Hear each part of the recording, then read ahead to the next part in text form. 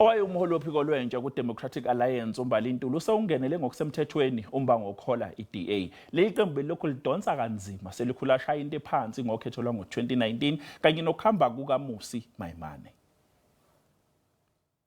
Only if we save the DA can we save SA. And that's why I'm running. uNtuli owayedlelana noHelen Zille usemvukele eswini njengotshwala njengoba ethi abaholi abakhona njengamanje kuDemocratic Alliance balifaka ehlathini leliqembu eliphikisa ngokusemthethweni. uNtuli ugxeke uZille ngokuphawula kwakhe okunokucwasa akwenza enkundleni yokuxhumana iTwitter yathi lokhu kunokubulala iqembu. Uthi amavoti avela ezindaweni zasemakhaya kanye nasemalokishini akumele ashawe indiva.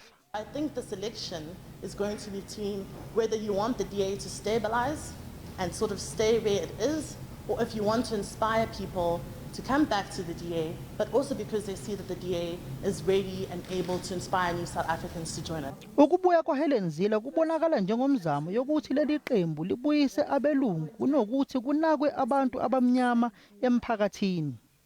Akamshiyanga ke ngaphandle uGwenengwenya oyinhloko yenqubomgomo eqenjini wathi ukuqoka kwakhe kwakuphambene nomthetho. On Gwenya, I do think, and I have said internally, that perhaps the way in which Ms. Gwenya's appointment happened was procedurally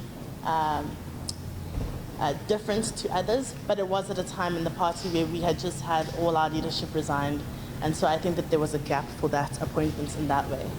uNtuli ungomunye wabaningi abasembangweni wesikhundla sokuhola iDA.